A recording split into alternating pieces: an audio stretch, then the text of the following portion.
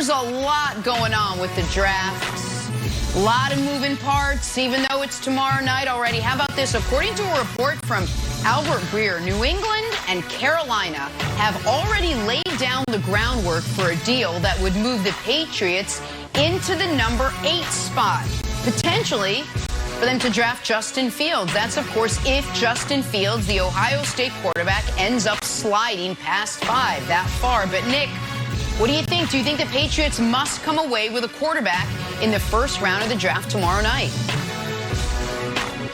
Well, I personally think if this is available, if you can trade up and not have to trade into the top 5 and get Justin Fields, then that's something you've got to do. The question Patriot fans should ask themselves is this: would you rather have player X at 15, whomever the Patriots' best player available non-quarterback is at 15, plus Jimmy Garoppolo, or Justin Fields? Because I think you're going to be able to get Jimmy Garoppolo for your second-round pick, and I think to move up from 15 to 8 or 15 to 9 is going to take your 15th pick plus your second-round pick and maybe a little bit more. So it's kind of an A or B proposition. It is a question of, would you rather get a blue-chip rookie plus Garoppolo and have that be your plan moving forward, or use that same capital on going out and getting Justin Fields? And I would prefer the Justin Fields option, Brandon, for 2 reasons. One is, I think he's going to be a very successful NFL quarterback. And the other one is, even if you think higher of Jimmy Garoppolo's ability than I happen to, nobody denies his availability has been a huge issue for him dating back to New England. When Brady was suspended those 4 games, Garoppolo made it through 7 quarters and then got dinged up, which is why we then saw Jacoby Brissett. He got hurt his first year as a starter in San Francisco. He got hurt twice last year. So for those reasons, I don't think Jimmy Garoppolo is a safe bet. I actually think the rookie Justin Fields could be a safer bet, Brandon.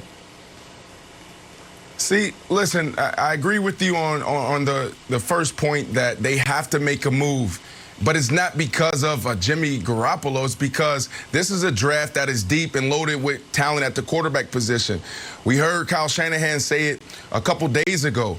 Look, there's 5 guys that could potentially be the guy. We know where Trevor Lawrence is going. Obviously, the talk around Zach Wilson, number 2, my Jets. And then you have, you know, the rest of the guys. You have Justin Fields. I'm almost there, Jenna, but not quite.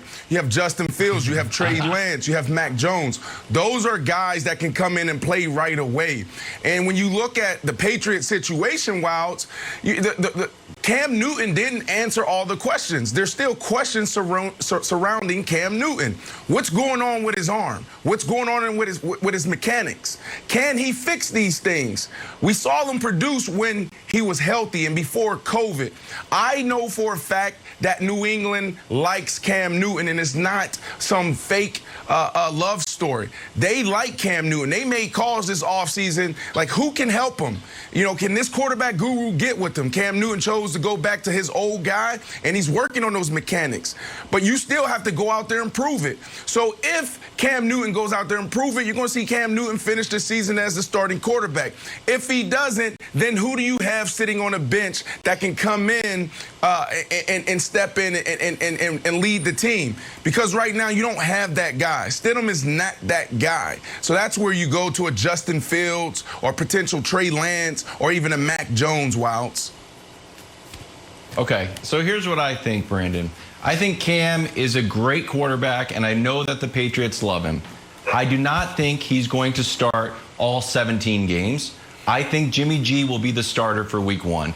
And Nick, to answer your question, we did a little analysis, a little tail of the tape between the quarterbacks we could have and Jimmy G. If we could throw that up, Katanic. We'll go through them, each one.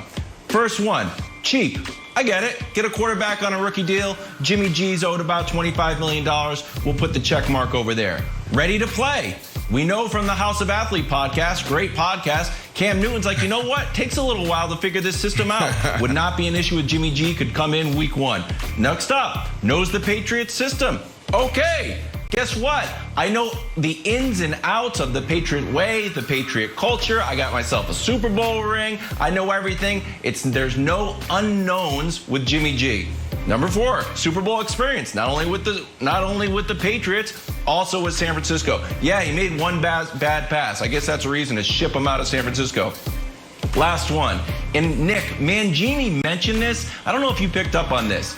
Wields the sword of emotional revenge. When we had Mangini on last week, he said maybe Belichick makes this move to prove that he was right all along. That we know that this is still in his craw, that he wanted Jimmy G, and Kraft made the call to ship him out to keep Tom Brady happy. Now, don't get me wrong, we won a Super Bowl after Jimmy G was gone and Brady was happy. But now I think Bill Belichick wants to prove that he was right the entire time. And when Brady comes into Gillette this season, I think more than anything, Bill Belichick would love to see Tom Brady leave the game, losing with Bruce Arians, and Jimmy G winning that game.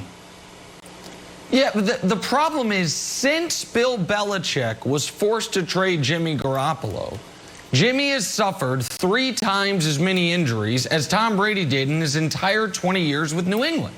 That you say he had one bad throw in the Super Bowl. I disagree with that. I think it was 3 consecutive possessions that ended because Jimmy Garoppolo couldn't make the right throw.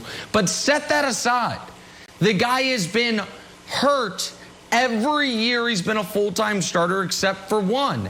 Brandon, it is not an exaggeration to say the most injury-prone quarterback in football is Jimmy Garoppolo.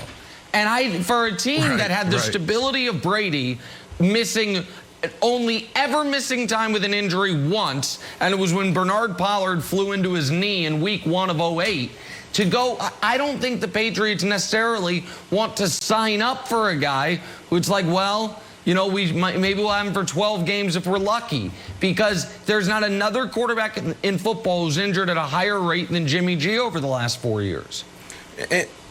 And could you imagine the headlines? It's like, well, they told you. You knew that. What were you thinking? Why would you go back to Jimmy G? I mean, you're better off going into the draft and you have a guy that can give you more time. Well, he's still a rookie. He needs to develop. We threw him in there early, so of course he's going to make these mistakes. The Patriots like Cam Newton. From the outside looking in, his problems are fixable. We're talking about mechanics, playing against the Miami Dolphins. He's not setting the protection right. Come on, Cam Newton. There's a mic. I mean, there's a wheel. There's a nickel over here. They're coming. Can you pick him up? He's looking to his left. He gets smacked, Jenna. That's fixable. Yeah, these are things that are fundamentals. You got to win before the snap. And then also his arm talent. What's going on with your arm? Cam Newton's never been a guy that threw for 5,000 yards. We need Cam Newton to come in here and just make the right throw. So these are things that they believe with the right coaching, with the right offseason, Cam Newton can be the guy this year. You could argue, though, that Cam himself has been pretty injury-prone the last couple of years, and we're hoping that it's just mechanics and not lingering injuries, because then if you don't move up in the draft, you're choosing between an injury-prone quarterback and an injury-prone quarterback, and those aren't 2 great choices. Everybody's injured in the NFL. All right. I know. Everybody's I'm injured right now. My NFL. elbow's bothering me. I'm still going to read this tease before we go to break, because we got to talk about Julio Jones. Falcons are receiving a lot